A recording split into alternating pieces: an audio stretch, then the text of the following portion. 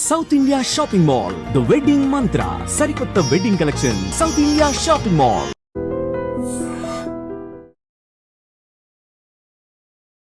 నమస్తే, welcome back to IT media. నేను మీ ఝాన్సీ. సో మార్కెట్ గురించి తెలుసుకోవాలి అని అందరూ అనుకుంటున్నారు. ఎక్కడ స్టార్ట్ అయింది, ఎక్కడ ఎండ్ అయింది, అసలు మార్కెట్ సినారీ ఏముంది తెలుసుకుందాము. ప్రస్తుతం అంతా ఉన్నారు సీనియర్ మార్కెట్ అనలిస్ట్ శ్రీరామచంద్రమూర్తి గారు. నమస్తే సార్. నమస్తే అండి. ఎలా ఉన్నారు? బాగున్నాను సార్. సో ఏంటి సార్ సిచ్యువేషన్ ఎలా ఉంది? మార్కెట్ ఈరోజు లాభాల్లో ఉందా, నష్టాల్లో ఉందా? ఈ వీక్ ఒకసారి చూసుకుంటే ఈ వీక్లో గురువారం ఎక్స్పైరీ ఉంది, మే కాంట్రాక్ట్ ఎక్స్పైరీ గురువారం ఉంది. ఓవరాల్గా ఇప్పుడు ఏంటంటే నిఫ్టీ వచ్చి 28,800 దగ్గర క్లోజ్ అయింది.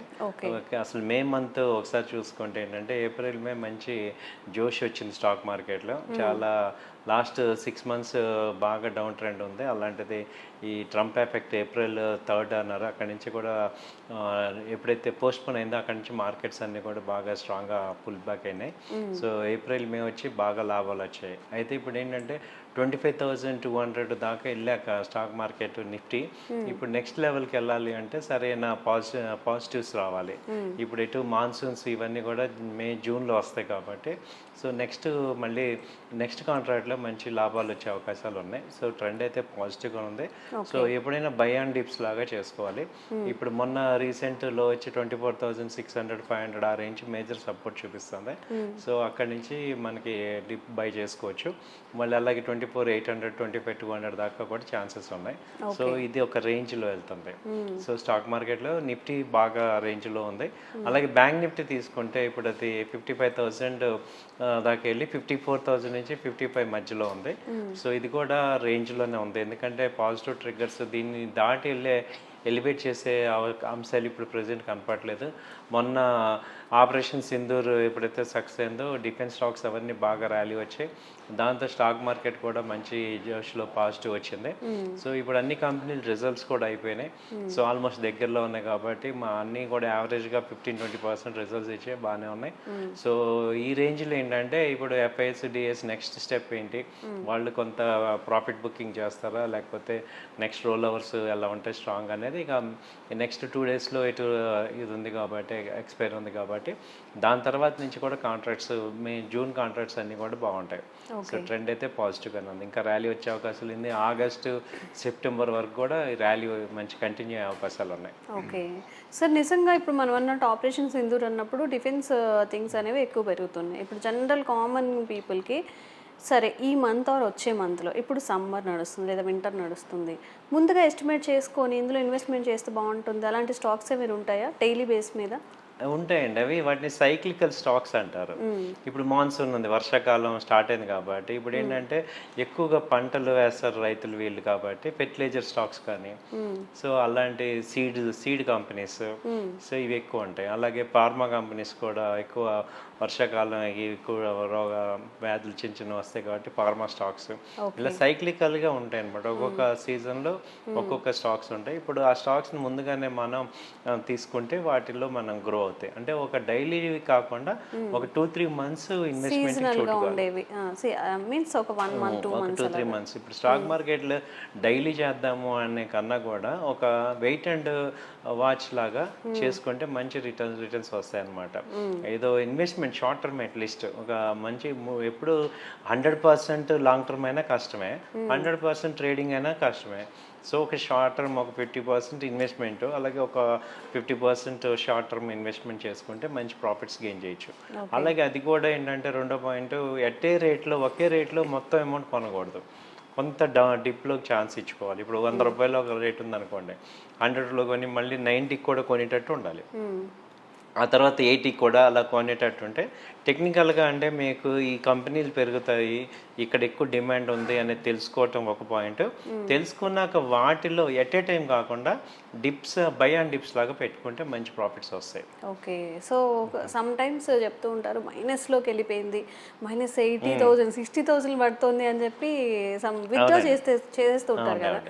పేషెన్సీ లెవెల్స్ అంటే ఎలా క్యాలిక్యులేట్ చేసుకోవాలి? పెరుగుతుందా తగ్గుతుందా, విత్డ్రాల్ చేసుకోవాలా వద్దా అనేది దానికి నిజంగా నాలెడ్జ్ కావాలండి. మనము ఎమోషనల్ కాకుండా వాళ్ళు ఎవరో చెప్పారు మార్కెట్లో కనపడుతుందని కాకుండా టెక్నికల్గా ఫండమెంటల్గా మనకి దాని మీద నాలెడ్జ్ ఉంటే అప్పుడు మనం ఈ యొక్క ఫియర్ అవ్వం.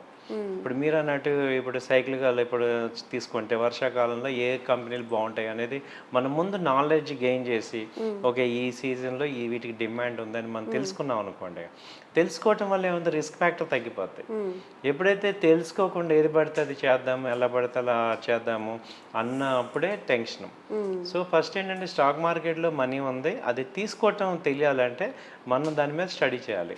ఏ ఫీల్డ్ అయినా అంతే కదా. సో దీనిలో ఏంటంటే హై ఎమోషన్స్, రోజు న్యూసెస్ ఉంటాయి, మార్కెట్ డౌన్ అప్ అనే ఒక ఎక్కువ క్యూరియాసిటీ అందరూ కూడా క్రియేట్ చేయటం వల్ల యాక్చువల్గా ఇన్వెస్ట్ అయినా అంటే టెన్షన్ అయిపోతుంటాం.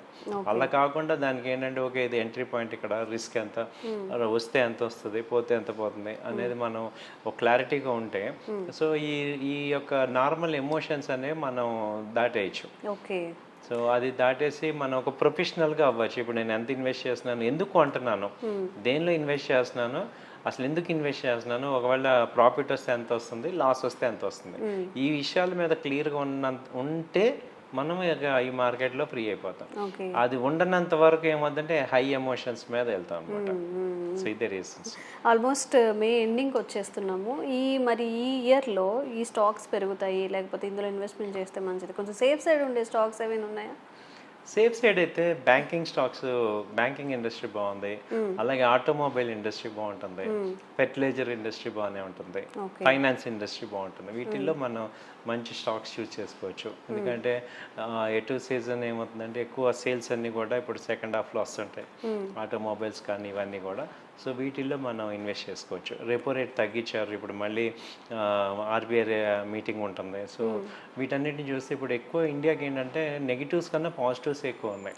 ఓకే. ఇప్పుడు లార్జ్ క్యాప్లోనే కాకుండా ఇప్పుడు ఏంటంటే మిడ్ క్యాప్లో కూడా ర్యాలీ వచ్చే అవకాశాలు ఉన్నాయండి ఈ 2-3 months.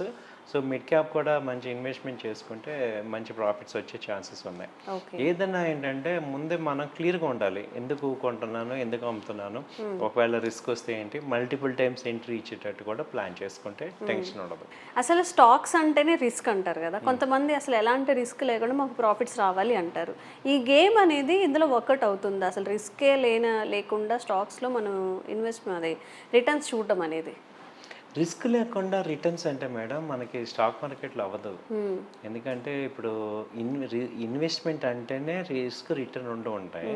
నాకు అసలు రిస్క్ ఇవ్వద్దు అంటే దానికి ఆల్టర్నేట్ ఏంటంటే చిన్న ఎగ్జాంపుల్, ఇలాగే నన్ను ఒక ఆయన అడిగారు అనమాట, నాకు అసలు రిస్క్ వద్దు, నాకు ఓన్లీ కావాలి అంటే నేను ఒకటే అన్నా, ఇప్పుడు మీరు కార్ డ్రైవింగ్ చేస్తున్నారు, నేను బ్రేక్ వాడనండి ఓన్లీ యాక్సిలేటర్ వాడతానంటే ఎలా అవుతుంది? అప్పుడు మీరు ఏం చేయాలి, మీరు డ్రైవింగ్ చేయకూడదు, మీరు డ్రైవర్ని పెట్టుకోవాలి లేదా బస్సులో వెళ్ళాలి. సో అలా మీకు ఏంటంటే నాకు రిస్క్ వద్దు అంటే మ్యూచువల్ ఫండ్స్ ఉన్నాయి, మ్యూచువల్ ఫండ్స్లో డెబిట్ ఫండ్స్ ఉన్నాయి, దానిలో రిస్క్ ఉంటుంది. అలాగే లిక్విడ్ ఫండ్స్ ఉన్నాయి, దానిలో రిస్క్ ఉండదు. బ్యాంకులో ఎఫ్డి వేసుకుంటే దానిలో రిస్క్ ఉండదు. ఎవరైతే రిస్క్ నాకు వద్దు అంటారో రిటర్న్ కూడా తక్కువే ఉంటుంది. సో వాటికి ఇది ఆప్షన్. సో కొంత నేను మోడరేట్ రిస్క్ తీసుకుంటాను. రిస్క్లో కూడా 2 రకాలు ఉన్నాయి, short term risk, long term risk. So long టర్మ్లో రిస్క్ అనేది నలిపి అయిపోతూ ఉంటుంది, షార్ట్ టర్మ్లోనే ఎక్కువ ఎఫెక్ట్ అవుతుంది. ఇప్పుడు నేను ఒక మంచి ఇప్పుడు ఎస్బీఐ షేర్ కొనుక్కున్నాను, క్వాలిటీ షేర్లు కొనుక్కొని ఓవరాల్గా ఒక 3-4 years ఉంటాను అన్న వాళ్ళు ఎవరికి కూడా పెద్ద రిస్క్ ఉండదు. సో ఓన్లీ నాకు షార్ట్ టర్మ్ ఇవాళ కొనేసేసి నాకు 4 రోజుల్లో ప్రాఫిట్ రావాలి అంటే అది రిస్క్ అనమాట. సో మీరు ఇప్పుడు నాకు రిస్క్ని ఐడెంటిఫై చేయాలంటే ఓవర్ ఏ పీరియడ్ రిస్క్ 0 అవుతుంది ఈక్విటీస్లో. ఫండమెంటల్గా స్ట్రాంగ్ కంపెనీస్లో ఇన్వెస్ట్ చేసుకుని ఇప్పుడు బ్యాంకింగ్, ఐసిఐసిఐ బ్యాంక్ కానీ హెచ్డిఎఫ్సి బ్యాంక్ ఇలా టాప్ 100 కంపెనీస్లో మీరు ఇన్వెస్ట్ చేసుకొని ఓవర్ లాంగ్ పీరియడ్ వెయిట్ చేస్తానంటే రిస్క్ తగ్గిపోద్ది. నాకు షార్ట్ టర్మ్లోనే నాకు రిస్క్ అంటే అక్కడ మీరు నాలెడ్జ్ లేకుండా, నాలెడ్జ్ కావాలి, టెక్నికల్ అనాలిసిస్, ఫండమెంటల్స్ నేర్చుకుంటే రిస్క్ తగ్గిపోద్ది. లేదా ఈ మ్యూచువల్ ఫండ్ డిస్ట్రిబ్యూటర్స్ ఉంటారు కదా, వాళ్ళ హెల్ప్ తీసుకొని వెళ్ళొచ్చు. ఓకే. సో నిజంగా అందరూ చెప్తున్నారు ఇప్పుడు మ్యూచువల్ ఫండ్లో ఇన్వెస్ట్మెంట్ చేయండి, కాస్త రిటర్న్స్ తెచ్చుకోండి, దాచుకోకండి డబ్బు అని చెప్పి. రిస్క్ ఉంటుంది, బట్ ఆ రిస్క్ని మేనేజ్ చేయడానికి చాలా ఆప్షన్స్ ఉన్నాయి కాబట్టి చూజీగా ధైర్యంగా డబ్బుని ఇన్వెస్ట్ చేయొచ్చు, రిటర్న్స్ కూడా పొందొచ్చు. Thank you sir. Thank you.